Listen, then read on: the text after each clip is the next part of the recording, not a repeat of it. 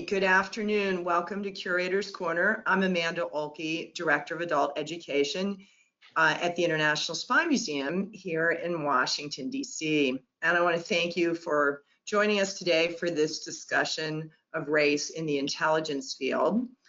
This program was suggested by one of our guests today, Advisory Board member Malcolm Nance, and he's joined by fellow Advisory Board member Melvin Gamble and our Spy Museum friends Cassandra Chandler and Darrell Blocker. Vince Houghton, our very able historian and curator, will be leading the conversation, working with everybody in just a minute. So I'm going to disappear and I'm going to hand this over to Vince to get it going. Thanks everyone for being here. Thank you, Amanda, and welcome back to Curator's Corner. If this is your first time joining us for one of our virtual programs, a special welcome to you. We're joined by 3 terrestrial guests and 1 from the International Space Station. I understand that some of you seeing Darrell upside down on your screen. We're doing our best we can with that. You know, tech issues. I just got a text message. Who's the upside down guy? I'm like, all right, well, just get beyond that because there's some really important things to say. And you know, we're talking today in hopefully a very frank and candid way about race in the intelligence field. And the 4 panelists that we have are people that rose from the bottom to the very top of their respective fields. And so they have a lot to talk about, a lot to tell us about how they saw the relationship between their race and their peers' race and the broader intelligence community. So let me introduce them to you now. Darrell Blocker is our space friend. He spent the last 3+ decades working in the national security and intelligence field, most of with that CIA. As a career operations officer, he spent time as chief of station or deputy chief of station in several capacities and was a chief of base in a war zone. From 2010 to 2013, he was the deputy chief and then chief of the Interagency Training Center, which we all know as a different name. Darrell may or may not be able to call it the farm, but we can. In 2013, he was made the deputy director of the Counterterrorism Center, and then in 2014, the chief of the Africa division at CIA. At his retirement in 2018, he was the most senior Black officer in the Directorate of Operations. We're also joined by Cassie Chandler, who spent nearly 24 years managing, directing, and leading criminal, terrorism, and foreign intelligence activities at the FBI. She was the first Black female special agent to rise to the ranks to the position of assistant director. She led the FBI Academy at Quantico, where she was responsible for redefining the Bureau's training from a criminal investigative focus to one with an enhanced focus on terrorism and intelligence. She served as section chief of the Criminal and Domestic Terrorism Council and was special agent in charge of the FBI's Norfolk field office, where she had oversight for criminal, terrorism, and counterintelligence initiatives. She was also the FBI's first female national spokesperson and assistant director of public affairs. We're also joined by Mel Gamble, a 40-year retired senior intelligence officer. He served in a number of senior executive positions in the Directorate of Operations in the Central Intelligence Agency, to include Chief and Deputy Chief of Station in Africa and Latin America, Chief of Central Asia and the Caucasus, Special Assistant to the Associate Deputy Director of Operations, Deputy Chief of European Division, and Chief of Africa Division. And then Malcolm Nance, who's a career counterterrorism and intelligence officer for the U.S. government special operations, Homeland Security, and intelligence agencies, with over 33 years of experience in combating radical extremism. An honorably retired U.S. Navy Arabic-speaking intelligence collections operator, field interrogator, survival evasion, resistance, and escape specialist, and founder of the Advanced Terrorism Abduction Hostage Survival School. He spent more than 2 decades on clandestine anti-terrorism, counterterrorism, intelligence operations in the Middle East, North Africa, the Balkans, South Asia, and Sub-Saharan Africa in direct support of the special operations and intelligence community. Thank you all. You can see at home, we have an extraordinary panel to talk to you today. The way this format is going to work is to kind of herd cats a little bit. I will bring up topics and I will direct the first question at a specific person, but that doesn't necessarily mean that's the only person that I want to hear from or we want to hear from. So even though the first question will go to Mel, this is a question for the group unless it's really specific. So let me start with you, Mel. You're the, not, you know, to age you dramatically, you're barely older than me, so let's call it that. School and college student. It's not like it is today, where there are certainly opportunities that were not there for Black Americans and minority Americans to go into the intelligence field. did you have guidance to lead you in this direction? Were there people who said, you know what, you could be an intelligence officer someday? Or was it something that you just had to figure out on your own? It's probably an unfair question for me, but I'll answer it anyway. When I was in college, I started in college. I was at Howard University, and but my father worked for the agency, so I'm a legacy officer in that sense. But like every parent, they want you to sort of follow in their footsteps. Well, I knew very little about the CIA because my father didn't talk about it. As a matter of fact, I didn't learn that he even worked there until I was about 15 or 16, and he didn't tell me. It was actually one of my fellow students in high school who had told me. He said, "Hey, I understand your dad works with my dad." And I said, "Where does your dad work?" I said, "My dad just works for the government," because that was what my father always said. But he said, "Oh no, he's the head of security at the CIA." And so I don't think he was supposed to tell me that. But then I asked my dad, and my dad kind of looked at me, and he didn't say anything, but he eventually he said, "Yeah, that's where I work, but don't tell anybody." So I had the fortune of, I was fortunate to, at that time, the kids of agency people could work during the summer or do internships at the agency. So when I was in college, I started to work there. And, but again, I guess like Cassie, I was I had it all planned out. I was going to go to college, go to law school, become a lawyer, actually practice law, and then become a senator from Virginia. I had it all planned out. Nice. But then just to shorten this, when I finished college, my one of the senior people in the agency had watched me develop over this time, and he convinced me to take the test, as he said, to join the agency.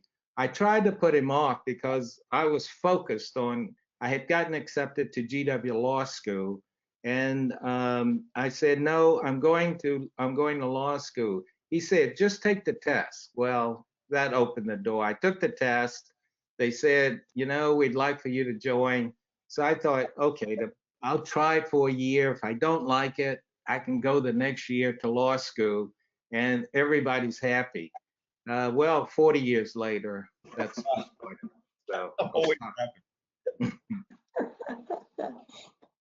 Cassie, let me ask you a similar question, but a little bit altered, because you are as people stuff falling on me here. As people may notice, you have kind of a double minority status, particularly with the FBI. The FBI did not allow women to be special agents until after the Hoover period, so into the 1970s. So let me ask you that same question, but let me also ask you kind of something that Mel brought up to a degree, is that his father, and then again others that saw him working at CIA kind of took them under his wing. Mm-hmm. What mentorship at FBI of minority agents, whether they be women or Black American or anything else, was that something that was pushed forward? Was that something that was emphasized to try to bring up those that didn't look like the traditional 1950s white Protestant FBI agent? Well, okay, that's something of a dual question. So let me just begin by explaining my entrance into the FBI. As Mel indicated, I went to law school. I had a plan, right? My mother had instilled in me that I was going to become a Supreme Court justice like Thurgood Marshall, and I was going to fight for justice. I had no inclination, no thought, no expectation of ever going into the FBI. So I think that's very important to note, because if I had not been recruited by someone, I would just never have thought about it. I was in law school. I had an incident occurred where I had to meet an FBI agent. And that agent must have seen something in me. I was in law school at the time, and he continued to work with me and reach out and contact me until, just as in Mel's situation, I was actually recruited by a fellow agent and went through the process and came into the FBI. But again, you know, I was headed towards first going in as a U.S. attorney after law school and working my way through to get into the judicial system. So I think when we look back over my career in the FBI, there were no diversity plans, there were no programs in place that tried to encourage mentorships or programs within the FBI. We just did that naturally, and we had a tendency at that time where I guess if you think of, I heard someone once say that the queen bee syndrome, where you know women have the crown and so other women turn and frown because this one thinks she's the queen bee. We didn't have that during my reign or during my time period in the FBI. We had the women pretty much would come together, support one another because we knew we had a hard way to go. And you always had somebody to fall back to support you and encourage you. But on the other hand, none of us would have made it if we didn't have some good old boys there also supporting and pushing and encouraging us and making sure that, you know, diversity mattered to them to move forward. Yeah. So Malcolm, the United States military is usually seen, whether it's right or not, I'll talk about that, as being a little bit more progressive when it comes to acceptance of racial disparities. I mean, you go kind of, the desegregation goes back to the 1940s under Truman, but even before that, there were black units like the Tuskegee Airmen and then, you know, the Buffalo Soldiers and others that were certainly heralded by Americans. But then again, even today, you see the military is still a bit of there's some vestiges of the Confederacy. And it's not just about base names, it's about some, you know, good old boys signing up from areas that they probably haven't seen a black person before. Let me ask you, because you have a long, and you've talked about this a lot, a long lineage, your ancestry, your family goes back to every US war ever fought. Did you ever talk to older relatives about their experience with race and how it compared to yours? And do you think that you had an easier time, or do you think that there's still, you know, that good old boy Southern, you know, what I saw certainly in the Army, that's still in existence today? That's a good question, and you're right. I know I always start all of my conversations with my family's military history, which starts in April 1864 and is continued till today. My niece is still on active duty, has been in combat off of Yemen. So nonstop, every Nance, father, son, right down to my niece. So it's interesting. First, I think it's interesting that we kept staying in the military because it wasn't easy for anybody above me. My father joined when he was 15 in 1944 so that he could get in the military. He was like 6'1" and 15 from Georgia, you know. So he just lied, and they were like, okay, well, we could always use stewards who were 6'1". And so, you know, he spent almost 40 years in the Navy.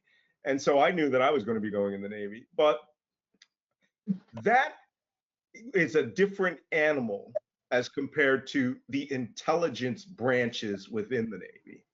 And I had an eye-opening experience because, yeah, I spoke to my dad, and I knew I was going in the Navy. It's just a given, right? My four brothers had all served in the Navy. My dad served in the Navy.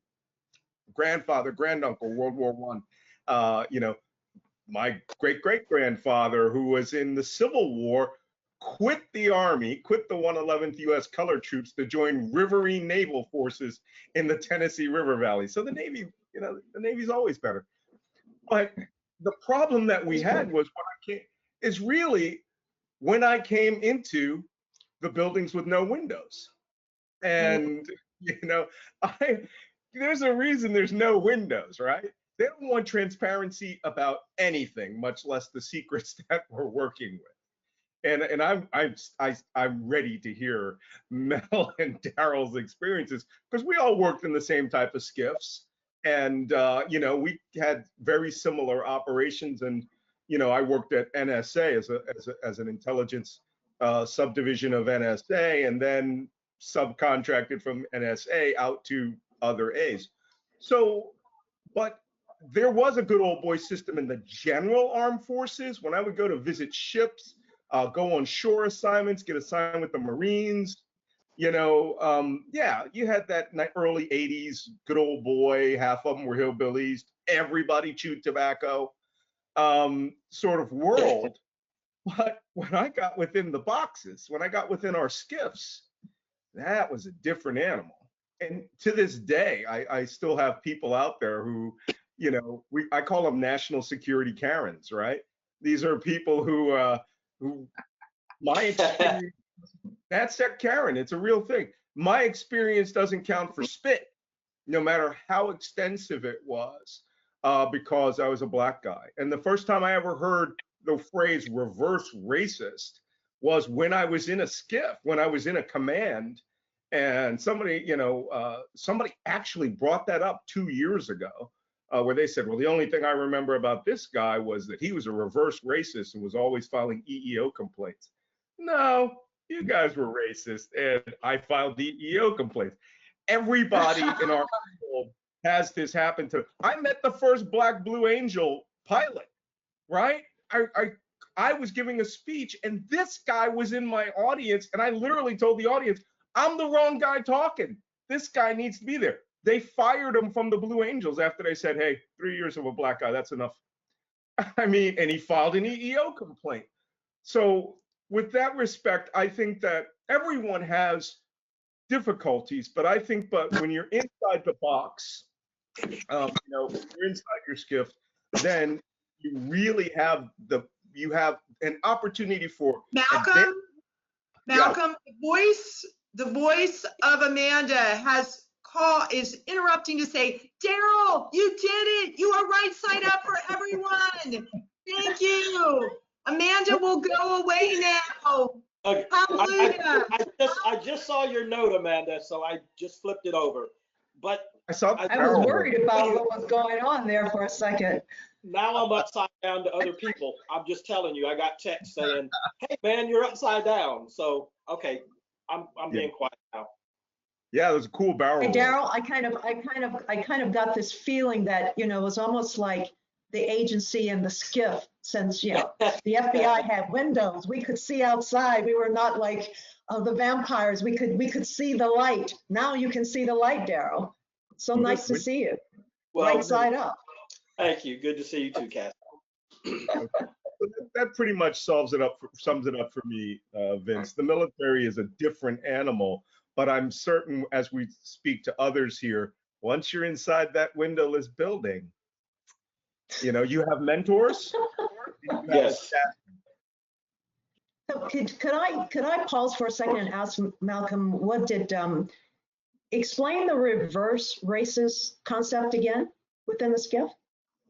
Yeah, that's when anytime you felt that it's simple. When you would file a complaint that you were being mistreated, they just said, well, you're being a reverse racist. You're just being racist to everybody. It's actually now a white supremacist theme, you know, calling black people who are demanding their rights reverse racist. I heard a lot of that over the last few weeks.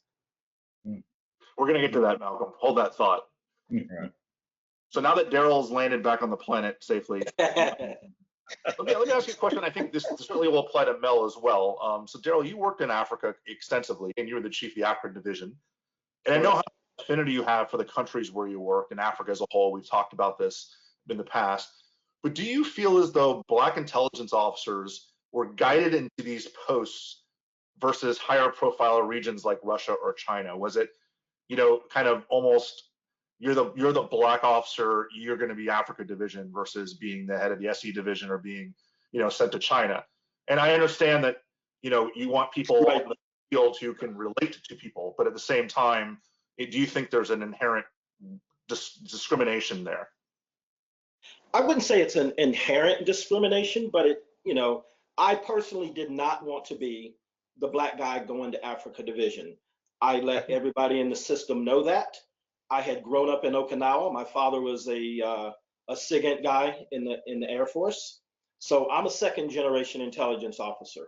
So growing up in Okinawa, serving in Korea as a part of my Air Force experience as an analyst, I was heavily leaning towards East Asia division. And then I met a man named Bwana. Now, if you saw Bwana, you would think, you know, country guy, Pennsylvania, redneck, but Bwana was special. Bwana knew more things about the African continent than anything, and I was doing what we call an interim during the training process. And I remember standing pretty close to him during something where he knew everybody's name.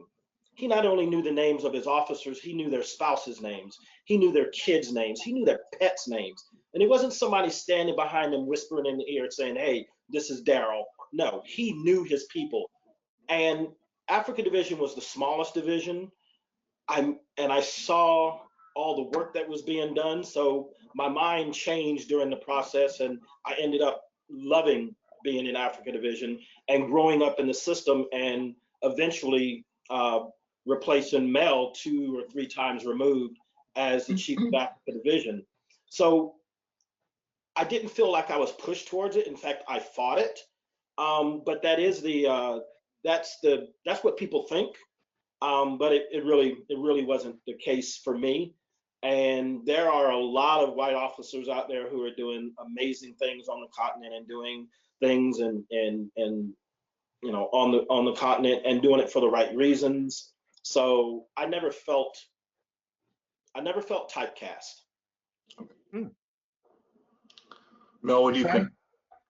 So I could jump in here on this part. You know, I took German in high school and college. So I came out, you know, I was speaking German.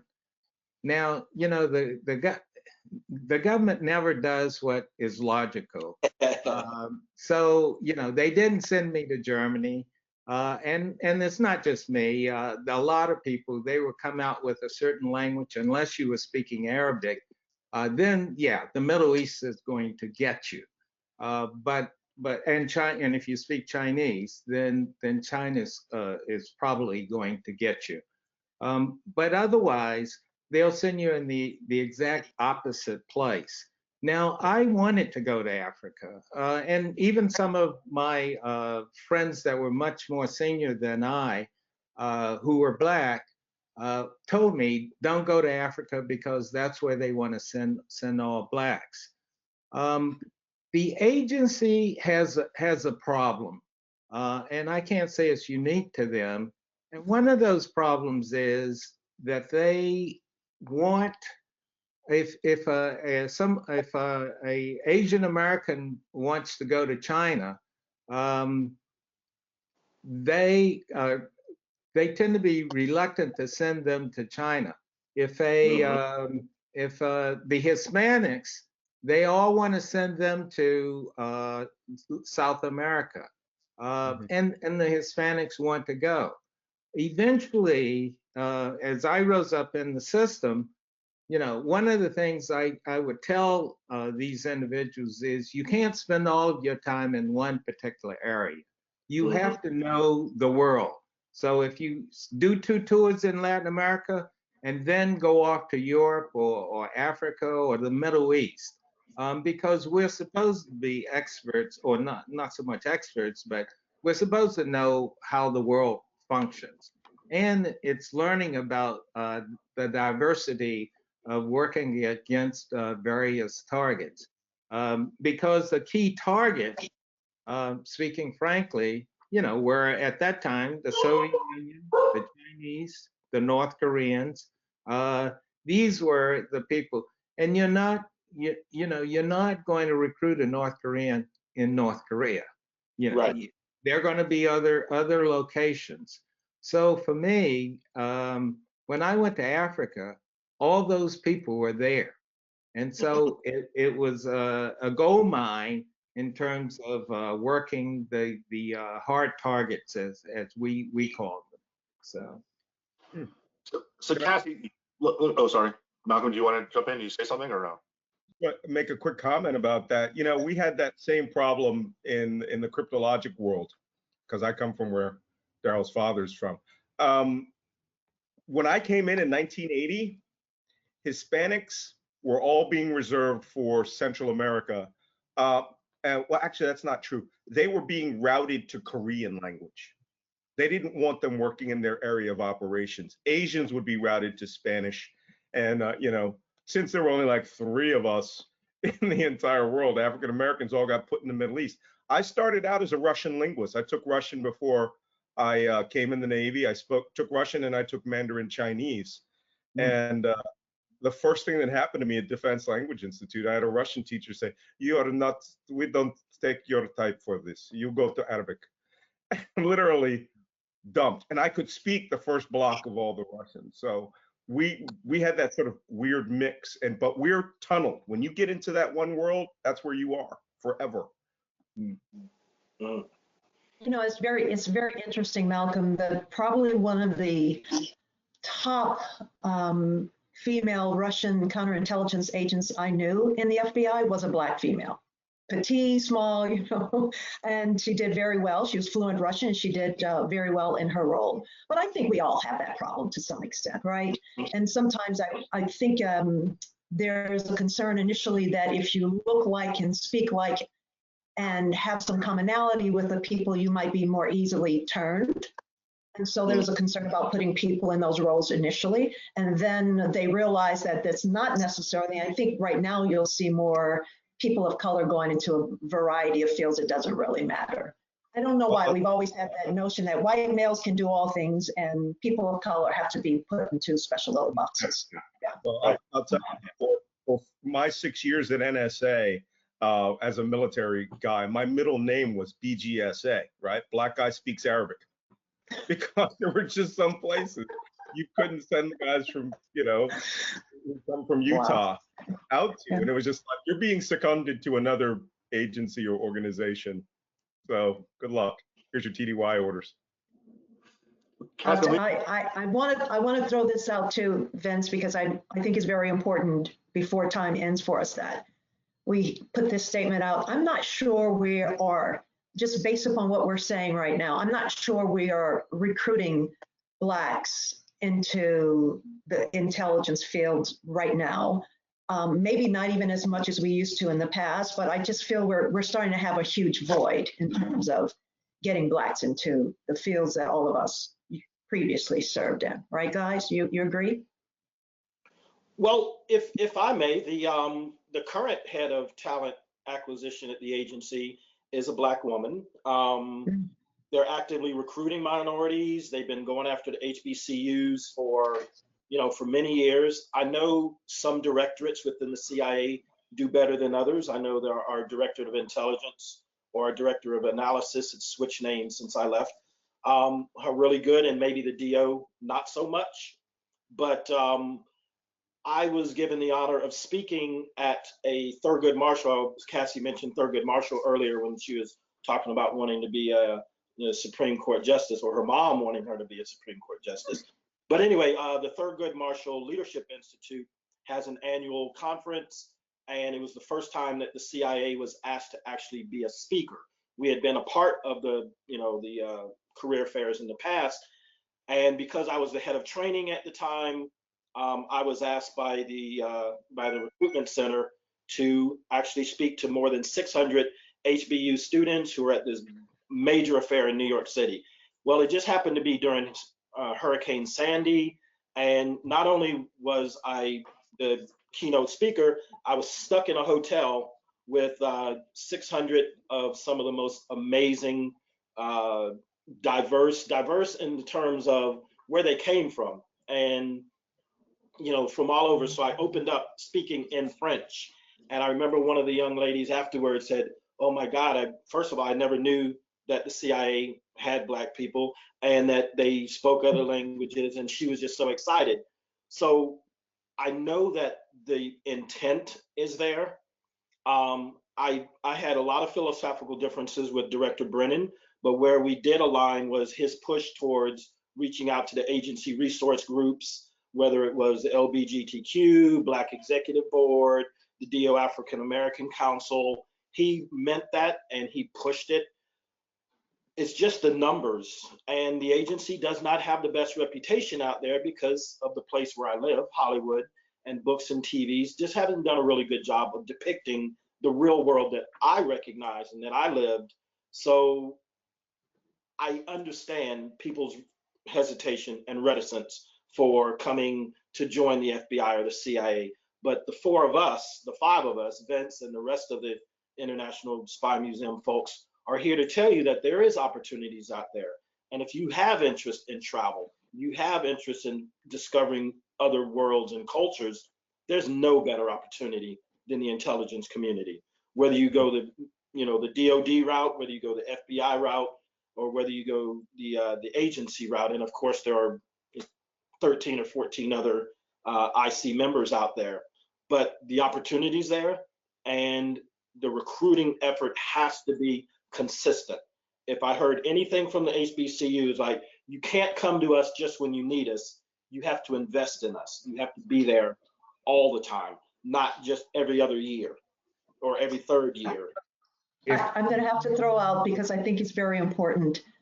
I often see the FBI does this too, just as the agency. They recruit at HBCUs, and not all Black people go to HBCUs, and right. I see no effort to recruit Blacks from other colleges and universities. It's almost this concept of, well, I can go and get maximize my Black recruitment by going to just a predominantly Black place, and that's not the answer for what we need. And I will also add, Darrell, that the FBI last year in December celebrated 100 years of its first Black FBI agent, a gentleman named James Wormley Jones, and he was the first agent. He was former military. He was a former police officer. He comes in 100 years ago now. Wow. Right today, the FBI's profile of Black agents is less than the number of Black agents who were in during my time period, and I have been retired now for a period of, I think, 12 to 13 years, right? 14 years ago. So I don't think we're really recruiting Blacks into these positions, and I think there has to be an improved effort. I know it's very easy to put Black diversity individuals in these positions, but that's not the answer. We're not getting there. We're not making a difference, and we've got to see something better than what I'm seeing today. I'll tell you where I see. Darrell and Melvin will love this, because I do more recruiting for the CIA than I've ever seen in my life. I had guys who were with me in the cryptologic field, top secret SCI plus cleared native Arabic speakers. And I remember one guy, when he made chief, I was like, you're in the wrong agency. You're just in the wrong field. You should be a paramilitary officer, or you really should expand beyond thinking, I'm going to get my paycheck on the 15th and the 1st of every month. The military is full of people that the FBI should have a recruiting pipeline that comes straight from military police. Absolutely. Should be stealing DIA and NGA's, African American, careerists as they come up.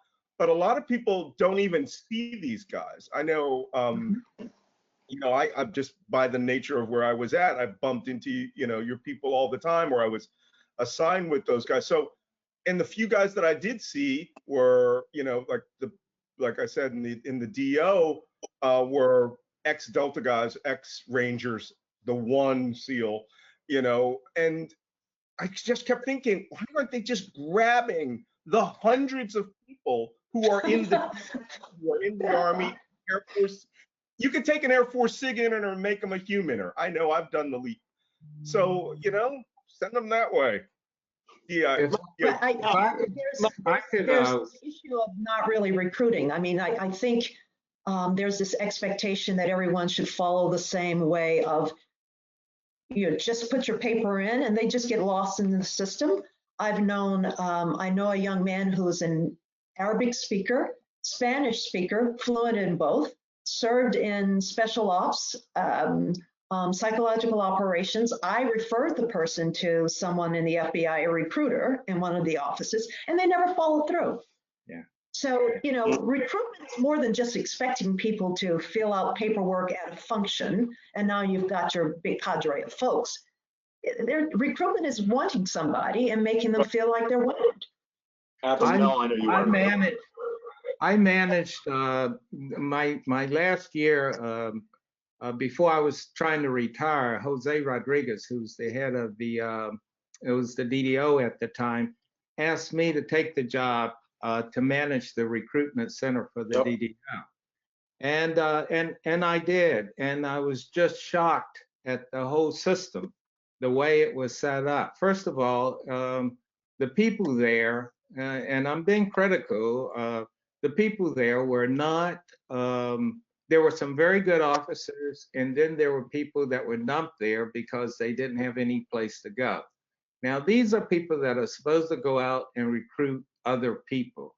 So their perception of that was to go to the Ivy League schools, anyone with a 3.0, and so they weren't looking at the people. They weren't looking at their common sense or these issues. They were looking at the bookworms.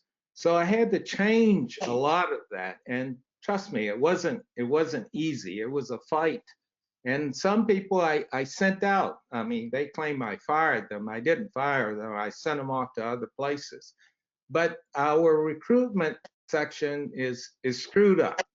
And the people that come in, we recruit people that come in that get through the security process are people that are looking for people like them. So if you don't have Asians or Hispanics or Arabs or Iranians or blacks, you're going to get predominantly just white people that are coming in and get through the security system. As you say, Cass, it's not just the historically black colleges; it's all over, and you need people that are white, that want to go and be able to recruit blacks and others, and not just go to the Ivy League schools and talk to just white people. You got to have people that want to go in and do it. And so the problem is much larger than just going out recruiting and trying to get people in. Darrell, let me jump in because I want to broaden the focus a little bit, because I think that there's an important question. This is not just for you, Darrell. This can be anyone, but I'm going to start. John F. Kennedy famously said, to try to draw a line between domestic and foreign policy is like trying to draw a line through water. And a lot of the civil rights gains of the 1960s were due to worries about the perception of America abroad, where people on their TVs around the world were seeing dogs being sicked on young black girls or fire hoses. I wonder today, how much does the domestic situation in the United States affect your ability to recruit people overseas? You know, I always saw people ask me what I did, and I said, I sell the American dream. And selling the American dream to people who believe, who still have hope, who are still lining up for the opportunity to come to the United States, it's not a hard sell.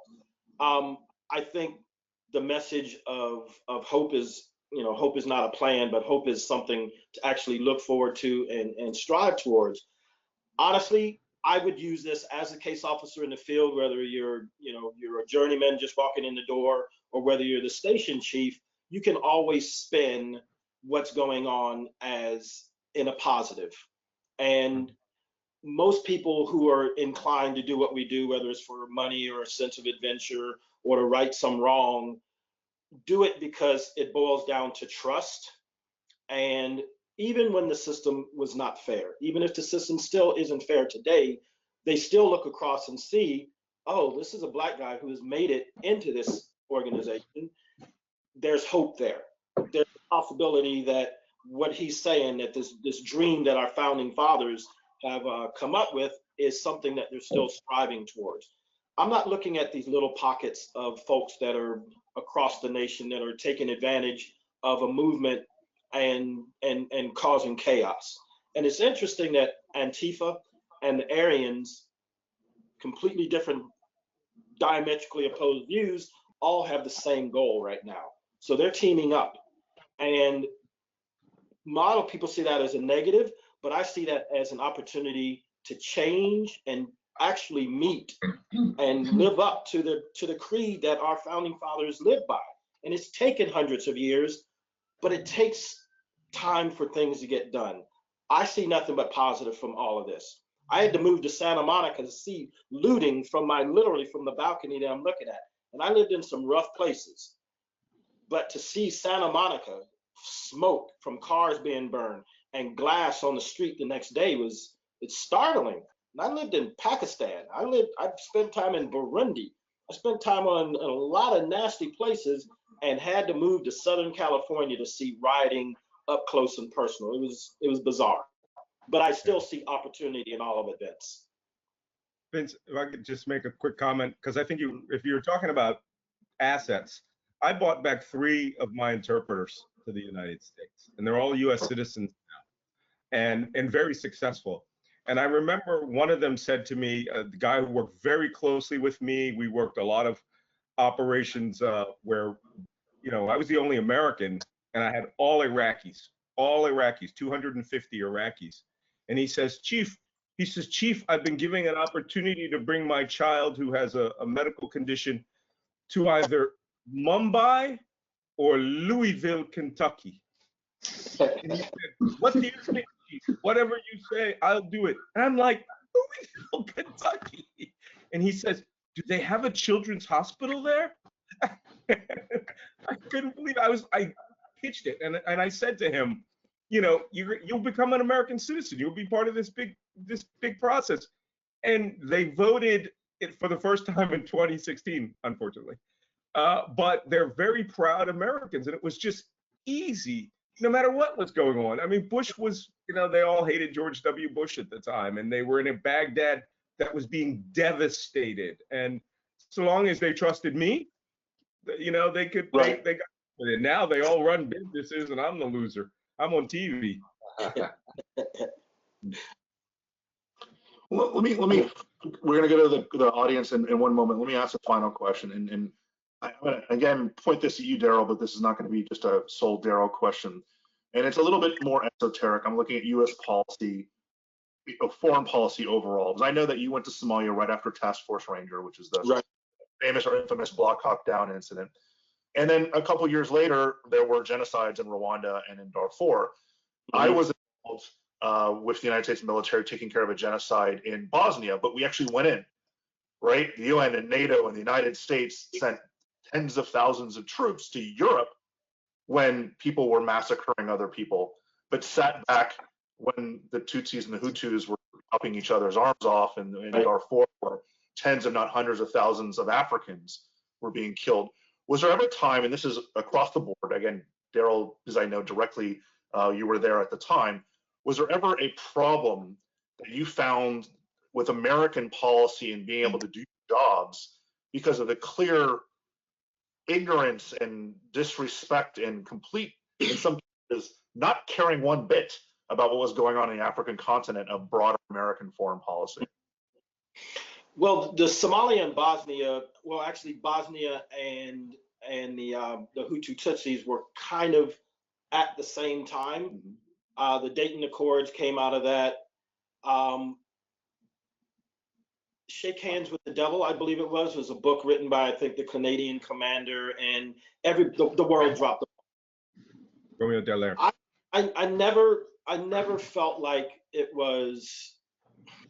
Listen, Africa is always going to be a battleground, whether it was 59 to 61, where all the nations were gaining independence, and it was either you go the way of the Russians or you go the way of the Americans. That same dichotomy is going on right now.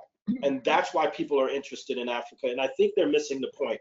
Some of the strongest economies over the last decade have been on the African continent. There's so much potential there beyond the natural resources that are being pulled out of different nations.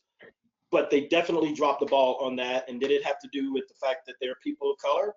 Yeah. I mean, it is what it is. And it's not just on the African continent. It's in the Southwest Asia, whether it's Pakistan, Afghanistan theater, Black and brown peoples across the world throughout history have always had to face the same things that are going on in the same world at the world at the same time. But our struggles are different, and our struggles are they're more, and it's just something that we accept that it is, and the four of us have been able to overcome, and hopefully we're all reaching back and pulling up folks. But I think I answered your question. I didn't see it as an agency officer being sent to Burundi or being sent to Mogadishu as, you know, you're going because you're a Black guy and, you know, we need Black people and, you know, to be able to do this.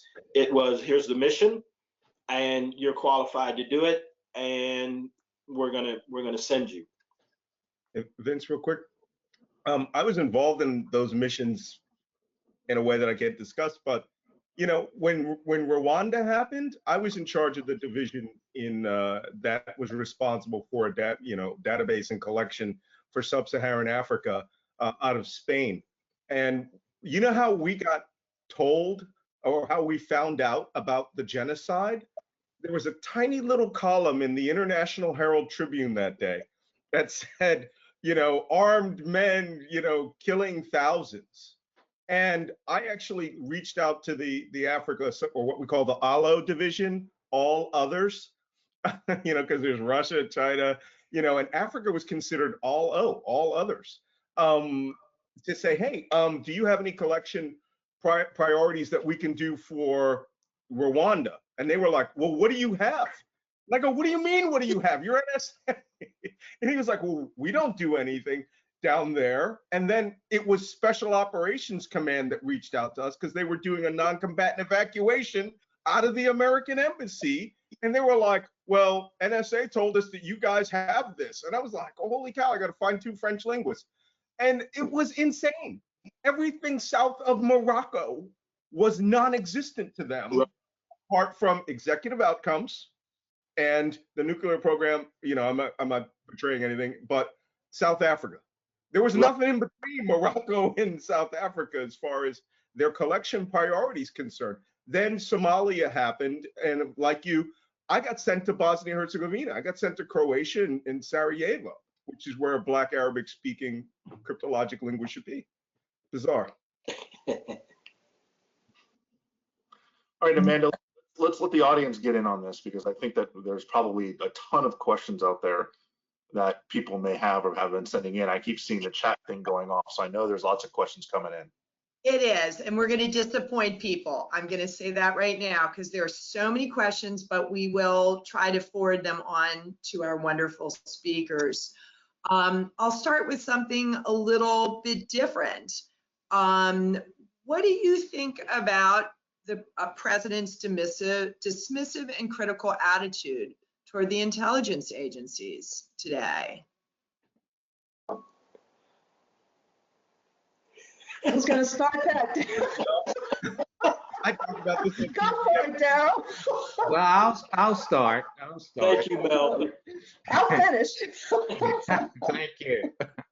Yeah, well, you know, historically, I mean, I've been around. I almost hate to admit it, but you know, I've been around since Johnson, and each president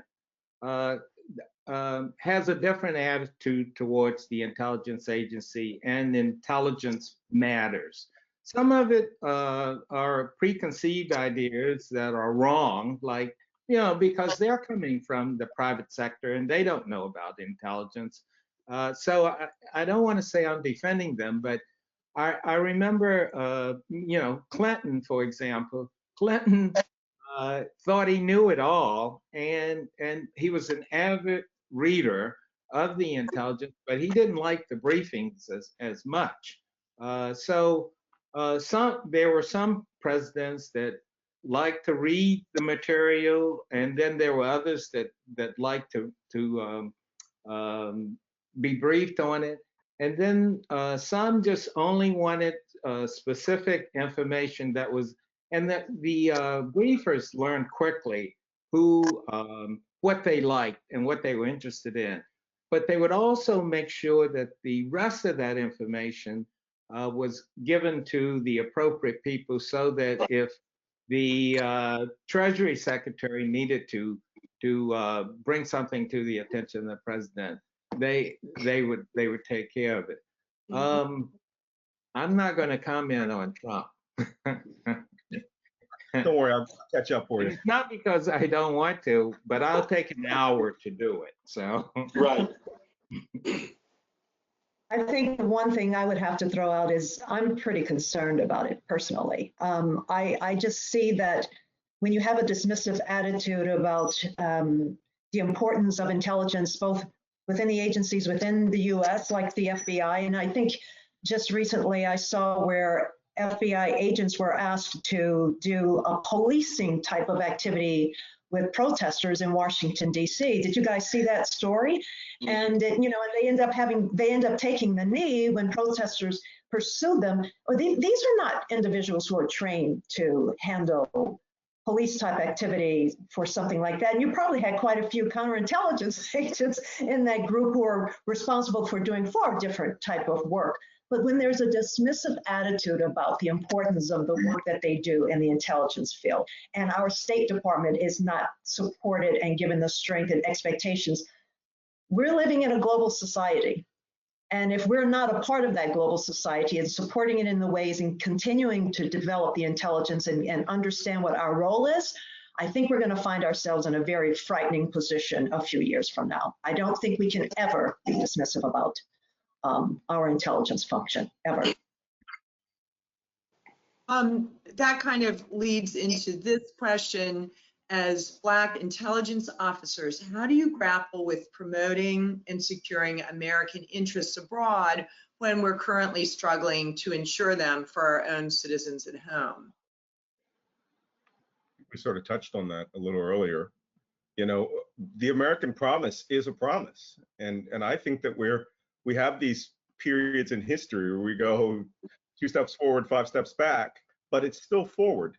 You know, granted, we have a lot of challenges now, and I think that it's still a good asset to, you know, it's still a good tool to recruit with. I mean, you know, you can have you can have nothing in Baghdad and a falafel stand in Portland, Oregon, if you play your cards right, and it's a very powerful draw.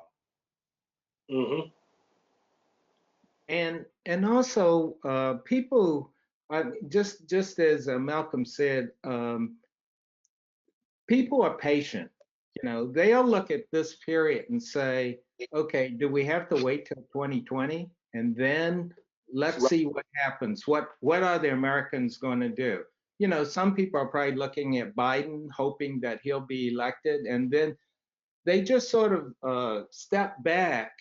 And not that they're anti-American. If this went on for 10 years or 15 years, I'd say we'd have a problem. But people are smarter than we give them credit for sometimes on these foreigners. And they've been through it.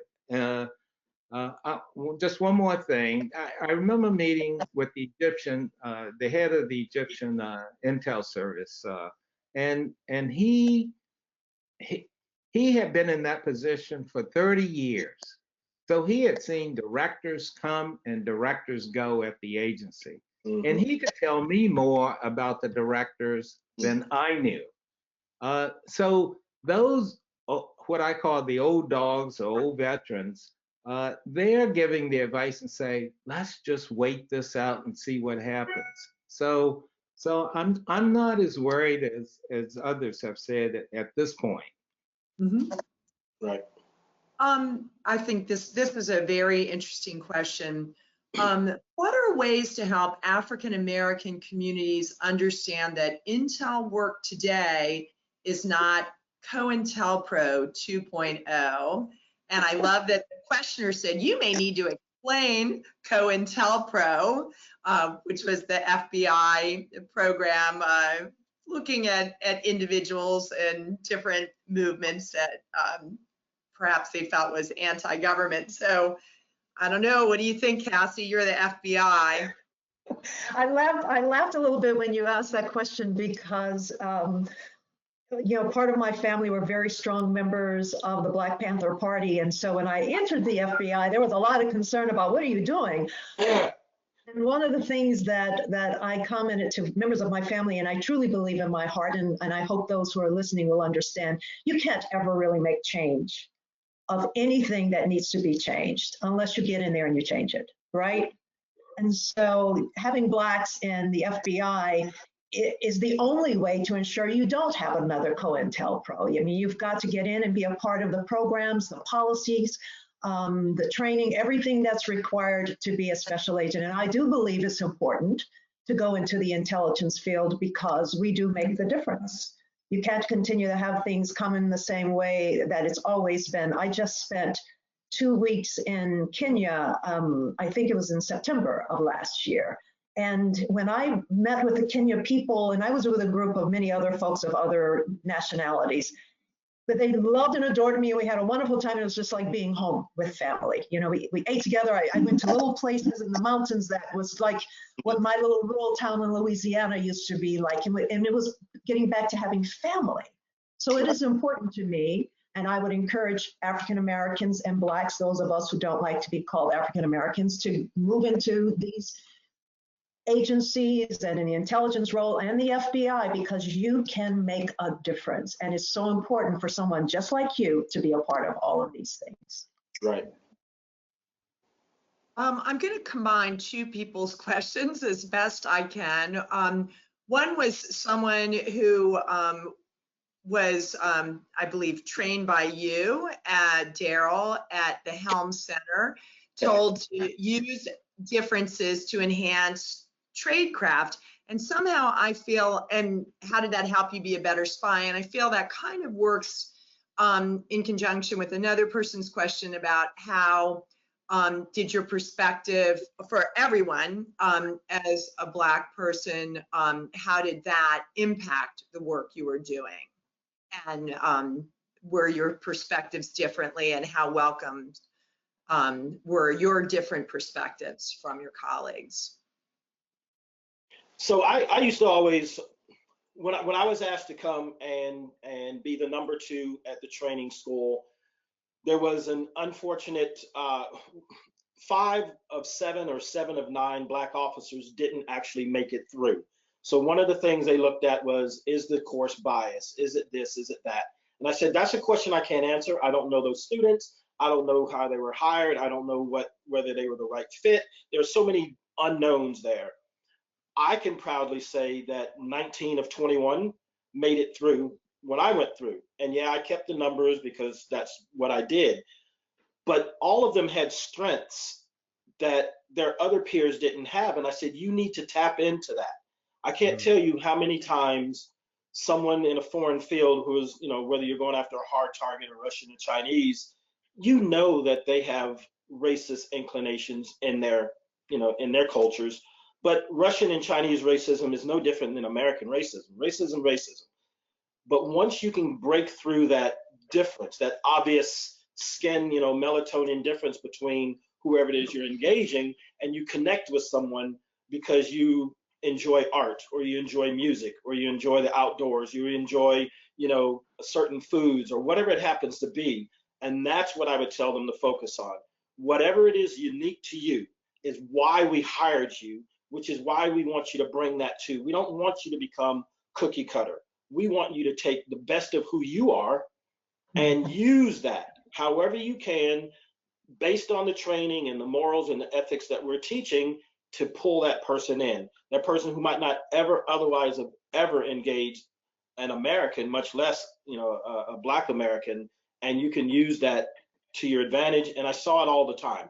I always saw my race as more of a force multiplier than a negative, because they're curious. The assets you're engaging, well, why would you, from this country that has put you down and stepped on you, why would you fight for them? Well, I carry the Constitution around with me everywhere, because there are people quoting the US Constitution who have no idea what they're talking about.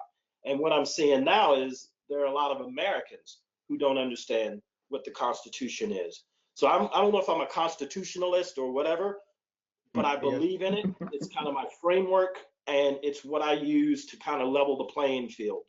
So that's my spin on that.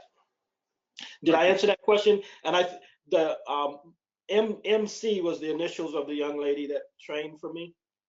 Can you see her? Can you see her name? I have done away with the question because I have sorting No through worries. like 100 No questions. worries. You'll see it. We will send these questions to you. Okay. Malcolm, what were you gonna? I was going to say, from our perspective, that from the military side, the thing that I've felt, because even though I started out in SIGINT, sometimes you need a black guy. When I went on the ground, 99% of the time, it was the thing that I learned when I was a kid in Philadelphia. I grew up in an Orthodox Jewish neighborhood with poor white Irish Catholic people all around me, with just starting to be interspersed with poor black Catholics in an Episcopalian neighborhood, right? The geographic area, rich Episcopalians. And I wanted to know more about everyone else of all of those groups. I wanted to know what that dang tent was for, at Passover. I wanted to know why you were eating matzo balls. I wanted to know, from the Irish, why they spoke sort of this crazy different language. And it was that curiosity that when I went overseas, I'll tell you one incident that occurred in a central Mediterranean country where I was on the ground as opposed to on a ship or submarine. I said, this operation was going on, and the guy who was in charge said, I don't want any Americans here. I don't want any Americans. He goes, you can stay. Yeah. Yay. As far as you're concerned, I'm a bro. But they do these attitudes that we bring with us based on, how can I put it, a sort of subliminal superiority, that we're the Americans, we come in, we blow up stuff, we knock down things. And if you're there and you're like, let's go out, we're having go for lunch, can I kill it? Can I, how do you make kebabs? Then you come in and you meet their family, you meet their kids, and you are a draw for them. One last quick aside. I met the last guy that Osama bin Laden talked to. He was an imam in a little village down from Tora Bora, and no one talked to him. None of the previous people that had gone up there had spoken to him, because they said he's just some imam in a small village. And he's like, yeah, but this guy was like the key to a boatload of information. I had the same tea, drank from the same cup and everything. Exactly. It's just like, you've got to be interested in them. I could pray with him, I could read the Quran. And his pleasure was me reading the Quran in Arabic to him. And then you can ask him anything you want. People need to want to express that inner curiosity of foreign cultures, and then you've got friends for life, if not, what you need. Okay, folks, we're running over, but I'm going to ask one last very current eventy thing, because lots of our questions are very personal, and I know you guys are probably going to help these folks out, but I'm just putting the pressure on screen. It's about jobs and recruitment. It's very cool. But that's the answer. Huh? The answer to all their questions about recruitment is erase your Facebook account. Thank you. Thank you. That is a good, amazing tip.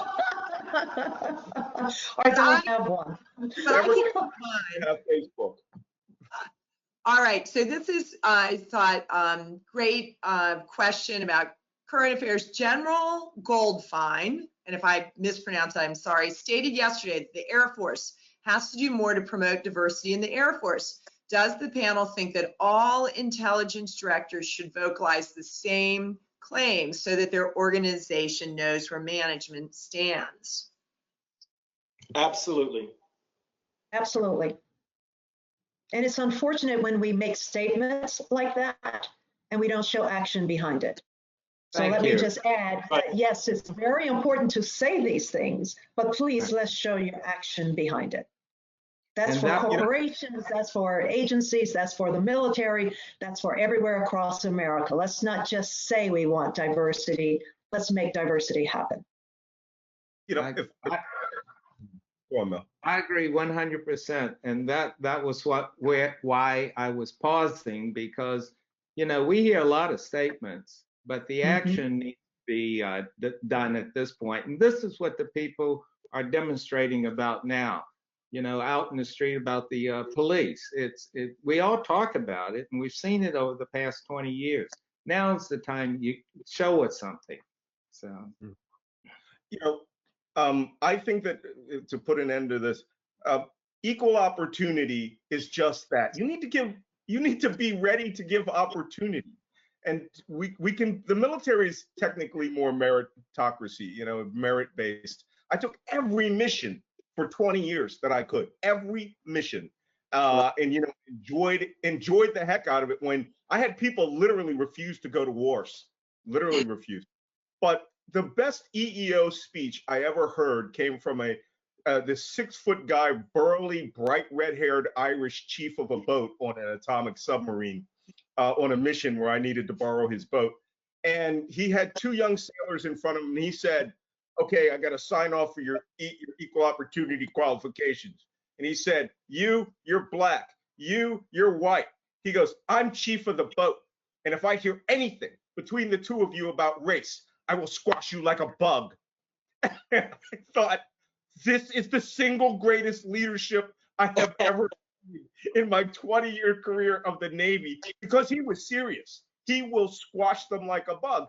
And that's what leadership needs to show, is that we've got a mission to do. Can we get about it? Yep. Well, it was MC Darrell. She let me know. She just texted me as well. All right. Any final words you want to say? As I said, we'll share the questions with y'all if you want to follow up. We One last thing I really would like to make sure and emphasize, Amanda and guys, is that diversity matters, and it cannot be talked about. It has to be delivered. And the only way it's going to matter is if you get to know people who don't look like you and feel good about it and encouraged about it, and bring them into your life, in your world, and be a champion for justice, please. That's the only way we will ever change anything anywhere, please. If I can quickly, when I was about to become chief of Africa Division, the annual COS conference was going on at the time. So the handover from my predecessor to me, I had the opportunity to address all the station chiefs in one fell swoop. And the speech that I came up with was, failure is an option. So my deputy, of course, like, boss, your first speech to the troops can't be failure is an option. And I said, for you, and he was a white male whose background was in Moscow. He was a fantastic officer, had done a tour in Africa. And I said, my point is, the opportunity to fail doesn't mean I want you to fail. I want you to go out there and push and push and push. And don't be concerned about failure, because if you fail under me, I will take the arrow and you will be able to move on. And as a black man, if you fail, or as a woman, if you fail, the next time they're going to look, they're going to maybe be a little hesitant.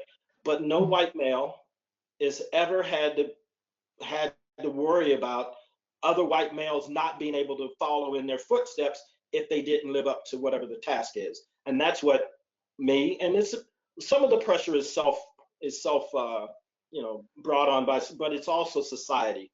So failure, the option is to fail, is not, I want you to go out there to fail, but I don't want you to worry about it. And if you're not pushing hard enough to the point that you might fail, then you're not doing what the agency is putting you out there for. If you want to just do the easy 9 to 5 thing, you can do that, but we need above and beyond.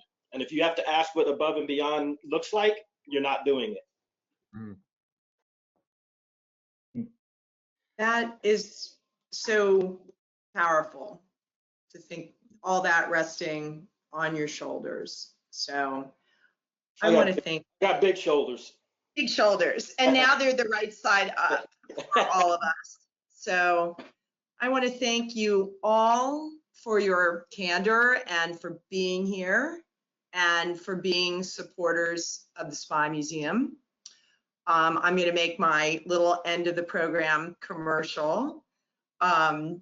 We are open. The Spy Museum is actually open. We opened a week ago Monday, and we have really great safety protocols in place. I encourage you, if you feel like it, to go. We will still be doing virtual programming, not at quite the same pace, but we had a great audience today. Next week, or on July 16th at this same time, so we'll take a little break. We'll have a conversation with our director, Chris Costa, and an honorary board member, Doug Wise, about current issues. You can ask some of these same questions that we didn't even get to about bounties and other stuff that we didn't even have time to hit on. But I hope you'll come back. I hope you'll visit the museum if you can. And if you'd like to support us, we are always willing for you to join our Mission Resilience campaign. So it's a tough time for everybody, but it's wonderful to see this gang here. So thanks, everybody. Thank you. Hey, guys. Bye, guys. Stay well, everybody.